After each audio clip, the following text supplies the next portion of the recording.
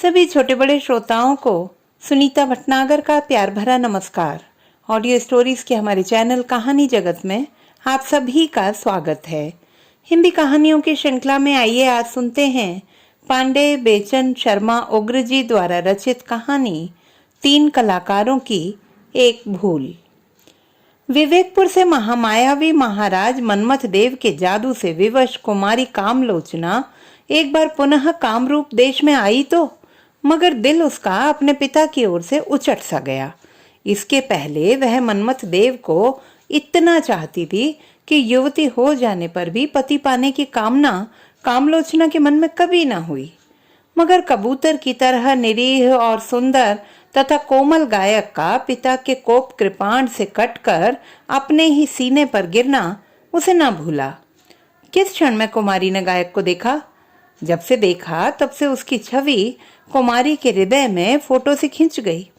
उसके मरने पर पहली बार जीवन में कामलोचना की आंखों से करुणा के आंसू झड़ गए।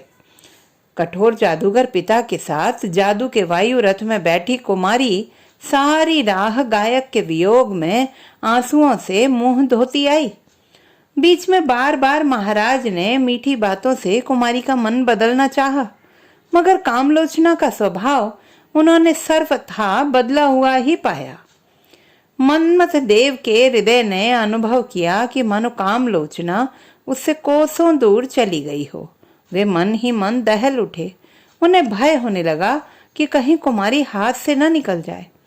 कामलोचना ही महाराज मनमथ देव की सौभाग्य लक्ष्मी, सिद्धि और शक्ति है। कामा स्वदेश में पहुंचने पर लाड़ के नाम से कामलोचना को संबोधित किया था महाराज ने। सारी राह तो गुमसुम आई है, किस चिंता में है तू? क्या उन मूर्ख जादूगरों ने तुझे कोई तकलीफ दी है? हाँ बज्जात, पहुंच गए अपने नरकों में। मैं आपसे नाराज हूं, कुमारी ने सूखे होंठों और भरे गले से कहा। क्यों?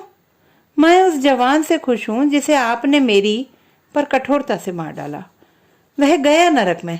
अब उसकी चर्चा में माथा मार कर दिमाग खराब ना करो बेटी। देखो मेरी ओर, मैं ही हूं तुम्हारा प्यारा पिता, जिसके बगैर तुम्हें एक क्षण भी अच्छा नहीं लगता। तुम्हें क्या हो गया है? प्रेम। पिताजी, मैं गायक से ब्याह करूंगी। वह गया नरक में। ब्याह के वास्ते तो बनी भी नहीं है। सिद्धों की कन्याएं सिद्धि मात्र के लिए होती हैं। मैं अब कामरूप देश में नहीं रहना चाहती। तो कहाँ रहेगी? सक्रोध मनमथ देव ने पूछा। कुमारी ने भी सतेज उत्तर दिया। विवेकपुर में, उसी बरगद के नीचे जहां पर आपने मेरे प्रिय की हत्या तंग दिल्ली से की। आप जानते ही हैं मैं मामूली लड़की नहीं हूँ। देवता भी मुझे मेरी इच्छा के विरुद्ध जाने को विवश नहीं कर सकते। देवता ना कर सके, पर एक बार मनमथ देव कुछ भी कर सकता है। नहीं मानेगी तो मैं तुझे कैद खाने में डालकर अचल बना दूंगा। जबरदस्ती में आप मुझसे जीत ना सकेंगे पिताजी, पर मैं आपके पास रहने की ही नहीं। मैं तो चली, कहकर कुमारी कामलोचना अपने प्रचंड पिता के सामने से दूर खिसकी। मगर मनमथ देव ने झपट कर उसका हाथ पकड़ा और अपनी ओर झटके से खींचा। कुमारी के जूड़े से कमल के 3 फूल जमीन पर गिर पड़े। छोड़िए, छोड़िए, मेरे फूल वेणी से गिर पड़े, छोड़िए। झपट कर कुमारी ने फूलों को जमीन से उठाकर उन पर की गर्द साफ की। ये फूल मुझे निहायत पसंद है, यह घर मुझे निहायत नापसंद। दंडनायक, जादूगरों के सम्राट ने गरज कर कहा। इस हठी छोकरी को अंधे तहखाने में बंद करो। इस पर सख्त निगरानी रखो। अगर किसी भी तरह कुमारी कैद से बाहर जाएगी तो सारा कामरूप देश तबाह हो जाएगा। तकलीफ कुमारी को ना हो कोई, मगर यह जाने ना पाए। चंचला, मायाविनी। उसी क्षण कामलोचना अंधे कारागार में कैद कर दी गई। भागता भागता विवेकपुर का वह विचित्र कलाल सीधे अपनी दुकान पर आया, जहां अब भी शाम से पीने वाले सुबूही के इंतजार में डटे बैठे थे। क्या हुआ चौधरी? एक पेया प्रेमी ने कलाल की घबराहट का कारण दरियाफ्त किया। हुआ क्या? बेचारे 3 महान गुणी, एक चमड़े की पुतली, औरतों के लिए जान से मार डाले गए। इसके बाद जादूगरों के महाराज द्वारा उसकी पुत्री को उड़ा लेने के अपराध में जैसे तीनों कलाकार मारे गए। कलाल ने भय से कांपते कांपते वह सबको सुनाया और ऐसे गुणियों के इस तरह उठ जाने पर अफसोस करने लगा। मगर चौधरी, एक पुराने बूढ़े दाढ़ीदार पियक्कड़ ने बड़ी बड़ी आंखें सतेज कर कलाल से कहा, जादू या प्रेत या सांप के कांटे लोग फौरन नहीं मरते। मेरा ख्याल है अगर तीनों कलाकारों की लाशों को जतन से रखें और किसी अच्छे मंत्र शास्त्री से सलाह लेकर उन्हें प्राणित करने की कोशिश करें तो उन सब के प्राण लौट सकते हैं। फिर उनकी सिद्ध की हुई चीजें भी वहीं पड़ी होंगी। मुमकिन है उनसे भी कोई सहायता मिल सके। हाँ हाँ, यक्ष साधक का गोला तो अमूल्य है। तांत्रिक के डंडा और कमंडलू भी देखने में साधारण नहीं मालूम पड़ते। ऐसे ही गाने वाले कलाकार के सितार का तार तार, तुम्बा, काठ, जवारी सभी अद्भुत कारीगरी से बने हैं। जरूर इन्हीं चीजों की मदद से कलाकारों की कुछ सहायता की जा सकेगी। वाह काका, तुमने लाख टेक की सलाह दी है। चलो भाइयों, हम अपने कांधे पर कलाकारों की लाशों को उठा लावें। लेकिन जब सदल बल कलाल वट वृक्ष के नीचे आया तो उसने वहां पर एक गोरे, बलिष्ठ और लंबे पुरुष को बिल्लौरी गोला वाले कलाकार के शव के पास बैठा पाया। वह गोले में न जाने क्या बड़े गौर से देख रहा था। कलाल आदि को देखकर वह पहले तो जरा चमका, मगर तुरंत ही संभला और परिस्थिति समझकर बोला, भले आ गए तुम लोग। इन लाशों को किसी सुरक्षित जगह पर उठा ले चलो। ये तीनों मरे नहीं हैं। इनके प्राण कामरूप देश में सुरक्षित हैं।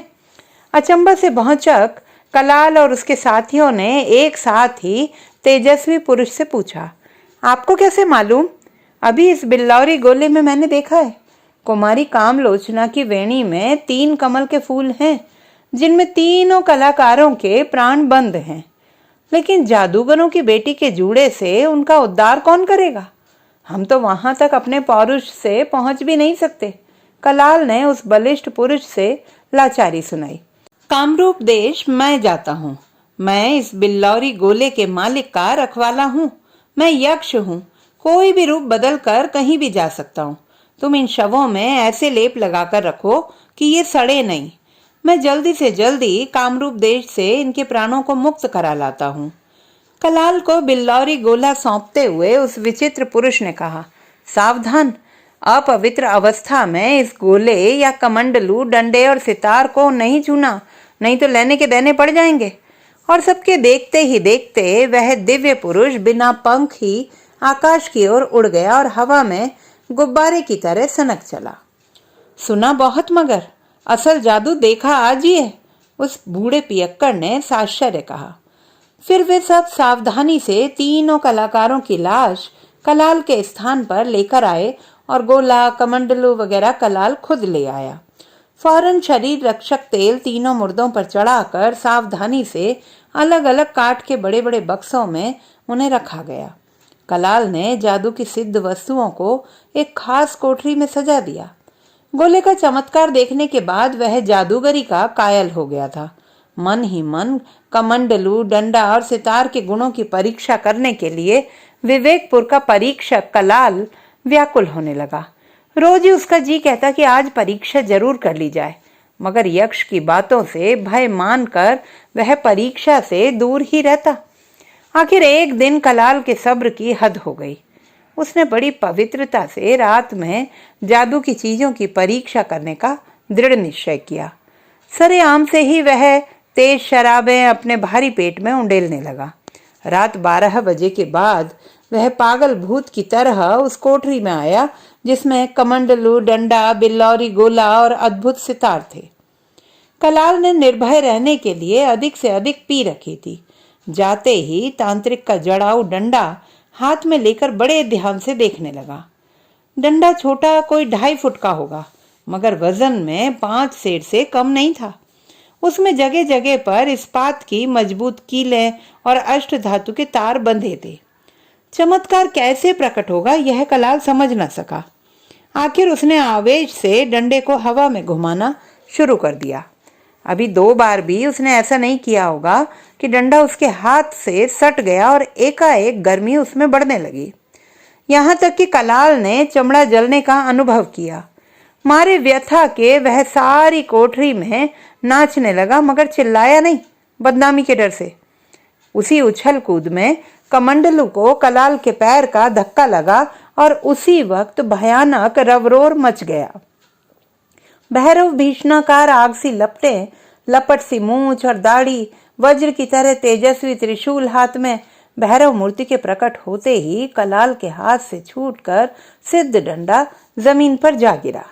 भैरव मूर्ति ऐसी विकराल थी कि डंडे की गर्मी से बच जाने पर भी मारे भय के वह कांपता रहा।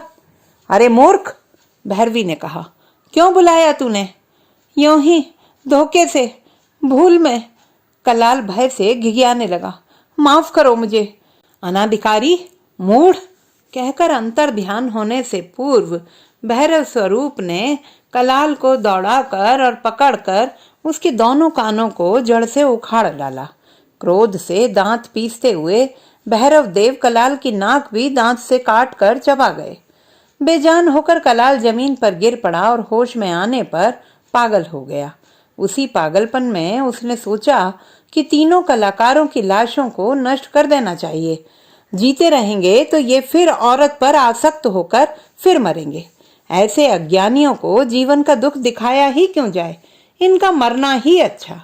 वह एक तेज और भयानक गंडासा लेकर तीनों कलाकारों की लाशों पर झपटा। यह पहला ही मौका था जब कुमारी कामलोचना ने महाराज मन्मथ देव को इस तरह असंतुष्ट किया और ऐसी सख्त सजा उसे दी गई। अंधेरे तहखाने में उसका दम घुटने लगा। ऐसा नहीं कि कुमारी कामलोचना जादूगरी के फन से नावाकिफ थी, वह खुद जादू की पुतली थी, मगर महाराज मन्मथ देव उससे कहीं अधिक शक्तिशाली थे। उन पर कामलोचना के जादू असर नहीं डालते थे, इसीलिए चाहकर भी महाराज के जेल खाने से वह भाग नहीं सकी। विवशता से व्याकुल होकर कामलोचना रो पड़ी। उसी वक्त यक्ष तहखाने में प्रकट हो गया। क्या कष्ट है कुमारी को? मैं आपकी क्या सेवा करूं? आप रोती क्यों हैं? मुझे, सिसक कर सीना थाम कर कुमारी बोली, मुझे प्रेम रोग हो गया है। सिद्ध कुमारियों को रोग नहीं सताते। आप क्या कह रही हैं? यक्ष ने निवेदन किया। मैं विवेकपुर के सुंदर कमल नयन गायक पर मर रही हूँ, मगर अरसा हुआ, वह तो मार डाला गया महाराज मन्मथ देव के हाथों। मारा गया तो? लेकिन माया से मैंने तीनों कलाकारों के प्राणों को वेणी के सफेद कमलों में बंद कर लिया है। देखो, और जल्दी मुझे इस काल कोठरी से बाहर ले चलो। प्यारे गायक के लिए मेरे प्राण तड़प रहे हैं। यक्ष के जबरदस्त जादू से कुमारी कामलोचना कैद खाने के बाहर हो गई। पलक झपकते ही कुमारी कामरूप की सरहद से कोसों दूर थी। विवेकपुर आपका जाना व्यर्थ होगा। सिद्ध कुमारियां मनुष्यों के लिए नहीं। मैं तो गायक के रूप पर मुग्ध हूँ। रूप बादल के बाग सा बनते ही बिगड़ जाने वाला क्षणभंगुर है। किसके लिए कुमारी व्यग्र हैं? जिन लाशों को मैंने विवेकपुर के बाहर देखा वे तो बदशक्ली का नमूना थी। मजे में देखा नहीं मेरे गायक को तुमने। वह मादक है, चित्त चोर। आप भूल में हैं कुमारी। मानव का रूप महज चमड़े की दमक है। चलकर ध्यान से देखिएगा तो आंखें खुल जाएंगी। लीजिए, आ गई। यही विवेकपुर है ना? हाँ, वहीं वह वट का पेड़ है जहां मैंने प्यारे गायक के दर्शनों का सौभाग्य पाया था। और वह है कलाल की दुकान। इसी में, इधर से आइए। कलाकारों के शव सुरक्षित हैं। खोलो। अरे कौन भीतर है? खोलो। और ज्यों ही कलाल लाशों को नष्ट करने पर आमादा हुआ, त्यों ही तो यक्ष की तेज आवाज आई। गंडासा उसके हाथ से जमीन पर गिर गया। तुरंत दरवाजा खोलकर विकराल रूप से वह यक्ष और कुमारी के सामने भयानक रूप से खड़ा हो गया। अरे, तुम्हारी नाक किसने काटी है? यक्ष ने साश्चर्य पूछा। पहले गायक को जीवित करो। लो, ये तीनों फूल। इनमें सबसे छोटे फूल में मेरे प्रियतम के प्राण हैं और मंझले में तुम्हारे भक्त के, और सबसे बड़ा फूल तांत्रिक के प्राणों का डिब्बा है। मैं खुद अपने जीवन धन को जीवन दूंगी। कहाँ हैं लाशें? इधर, यहाँ। उफ, कैसी भयानक। कुमारी, इसी रूप पर आप मरने जा रही हैं क्या? साश्चर्य जिज्ञासा की नजर कुमारी ने लाशों पर डाली। ओह, घबराकर वह गजों पीछे हट गई। ये तो प्रेतवत हैं। हैं? क्या इसी देह को उस उजली रात में मैंने देखा था? ये सब माया है। कुमारी, इन लाशों में आपके प्रियतम की कौन है? पहले उसी रूपवान से मैं आपको प्राणेश्वरी कहलाऊं। चुप रहो, सखेत कुमारी बोली। इन लाशों में मेरा प्यारा नहीं है। ये तो जली भुनी बदबूदार किन्हीं गंदे भिखारियों की लाशें हैं। जले या गले, मैं इनमें प्राण नहीं भरूंगी। ऐसा नहीं, कहकर कुमारी के जूड़े से तीनों कमल बाहर कर यक्ष ने कलाकारों को जीवित कर दिया। फिर भी वे भयानक थे, भूतों की तरह। उनकी जादू से जली देह देख कर रोंगटे खड़े हो जाते थे। उनके जागते ही कुमारी कलाल की कोठरी से भाग खड़ी हुई। मगर तीनों कलाकारों ने कब छोड़ा कामलोचना को? प्राण पाते ही देह की दुर्गति भूलकर वे कुमारी के पीछे दौड़ पड़े। और जैसे भूत के डर से बालक भागे, वैसे ही इन भयानकों के भय से कुमारी प्राणों पर खेल कर भागी। मगर बहुत दूर जाने के पहले ही तांत्रिक ने कामलोचना को जा पकड़ा। जाती कहाँ हो प्रिय? छोड़ मुझे, असुंदर राक्षस, मैं तुझे नापसंद करती हूँ। तमक कर कुमारी तांत्रिक की भुजाओं से छूटने के लिए छटपटा उठी। तब तक गोला वाले साधक ने कुमारी को अपनी ओर खींचा। दूर हट भयानक! उसको भी कामलोचना ने तिरस्कार पुरस्कार दिया। कुमारी, अब गायक ने विनती की, आपने मुझे प्रेम का वरदान दिया था, भूल गई? ओ असुंदर प्राणी, मैं तुझे नहीं पहचानती। भाग जा फौरन, नहीं तो मेरी माया से तुम्हारा मरण निश्चित हो जाएगा। जाने दो साधकों। कुरूप कलाल भी चिल्ला पड़ा। औरत से लड़ाई मोल ना लो। ये तुम्हें नहीं चाहती तो इसको अपना सौभाग्य समझो और भागो। अबे चुप नकटे, कहकर तांत्रिक पुनः कामलोचना की तरफ लपका। कुमारी ने तांत्रिक बदमाश की छाती में एक लात हुमक कर लगाई। इससे उत्तेजित होकर भयानक तांत्रिक ने कुमारी का कोमल गला अपने चंगुल में कस लिया। यह नहीं चाहती तो मरे, मार डालो, कहकर दूसरे साधक के साथ ही गायक भी शेर की तरह कामलोचना पर झपटा। यह लो, गंडासा गायक को कलाल ने जा पकड़ाया। इसकी मदद लो औरत को साफ करने में। और देखते ही देखते कामरूप देश की कुमारी को तीनों कलाकारों ने टुकड़े टुकड़े काट डाला। भयानक शब्द हुआ उसी वक्त और जादूगरों के महाराज मनमथ देव कलाकारों के सामने गुस्से से कांपते हुए प्रकट हुए।